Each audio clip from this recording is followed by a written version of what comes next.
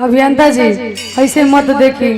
ना तो देखम तब समझी कि का से का हो जाएगी। अभियंता के फेर मत रहो, मैं रचो दो। नहीं ऐसा कोनो बात नहीं के।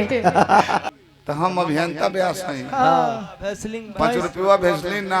20 रुपया लेके घूमी ले। तन को कष्ट हुई तन भर घूस दे। एप्पल के ओट चराइल बन कर दी। लिप लो जा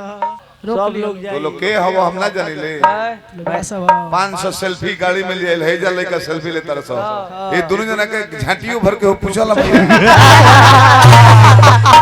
ये लोग एगो फोटो कोनो लड़का ले ले होके तो हम कहते कि लोग ब्यास हो। हेलो रौरा खिसियाए मत नहीं हम खिसियात का एबर नहीं कहत हमर लइको बतौले से हमर त यादो नहीं है कहीं हम कुछ कह दर नहीं पर ध्यान नहीं करे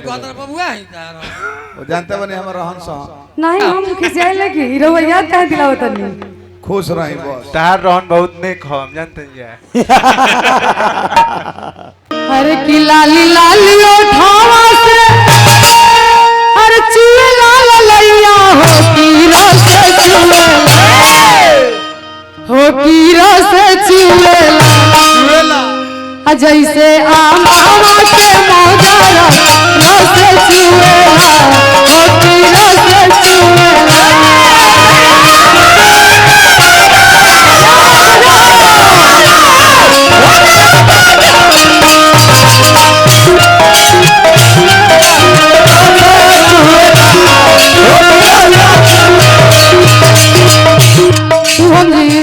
अभी गा के बंद करो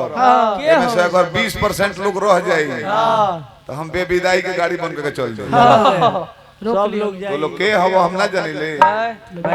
500 सेल्फी गाड़ी में लिए है जा लेकर सेल्फी लेता रहा। ये दोनों जना के झांटियों भर के हो पूछल ये लोग एगो फोटो कोनो लड़का ले ले होके तो हम कहते कि लोग ब्यास हो।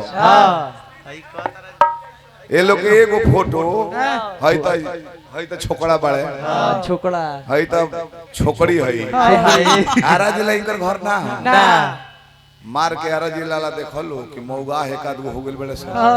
बेलगा दो बिलगावा मार के भगावलो तो छपरा जिला के बॉर्डर पर जाके लो बेलगावा है बिलगावा आई अरवल के हमें अतना बेवकूफ बड़े सो जिला में नु ए बाबू आम के चुप होकर से ना नीचे से काट के खाले सतल मुंह पर चुप में गिर बही जाला ना तो संगे रहत होशियार हो गेले कुछ कल है कि तारा जिला के स्टार लोग के चैता गावे ना आवेला पूरा आवेला तारा ई ए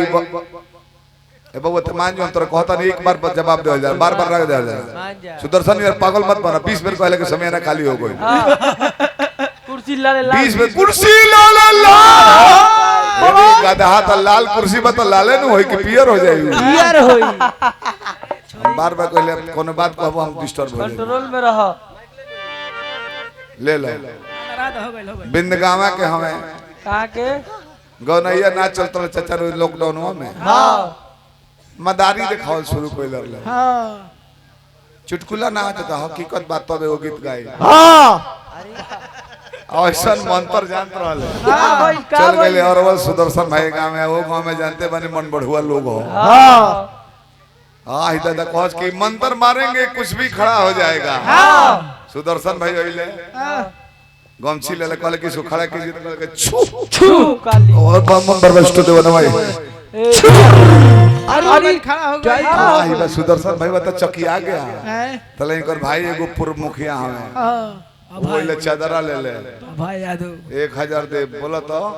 आई भाई मंत्र मरले चादरा वो ले खड़ा हो गइल हो खड़ा हो गइल टाइट हो गइल तले एगो जादव जी ले इनके गांव के खोखड़ी के गर्जन कहले कि तने हमरो खड़ा करके दिखाओ आई बाकी में खूबी रहे खड़ा हो जाओ मौछी हां मदरिया ला को हंसी रामा शंकर हां तालियां लोग ताली बजाओ तले फिर जादू गिर जाओ डाउन हो जाओ सुटू की जाओ हई चाचा कहले कहिए भगत करिया लुंगी ले ले लुंगी खड़ा करो आई बा मंत्र मरले तले लुंगी नीचे से उठ के टिस टिस खड़ा हो गइल खड़ा हो गइल तालियां गिर गइल हां अब एगो जादू जो है राम मोहन जादू नाम रहे पोखरी के दे हो ताले पो हम देखो रोज चुटकुला चलता चल चल अब राम जादू जादू जी कहले कि हमार व्यवस्था दिखाओ तले पानी ले हेले रामा शंकर ओम बृहस्पतिवाय नमः मरले तले काका के व्यवस्था टन छाड़ा हो गया लंडे तई खड़ा कहले कि तालियां तले रामदेव का कहता कि चुप केहू गांव के ताली ना बजाई खबरदार खबरदार 20 बरिस पर खड़ा भइल बा एक बार प्रयोग करो एकरा में तोरे केहू ताली ना बजालो खड़े लेके गइले कहले कि रामा शंकर रामा शंकर खड़ा तू कइले बड़ा तो सटकाहू के तोहरे परी नागी बबुआ पटक के पेटकुनिया को के ताहले हान ले हलो सुन तो ऐसे मदारी देखो छोड़ दे ले अब कल की ताली बजाइए गिर गया अब तरह का संगीत में ले चलता नहीं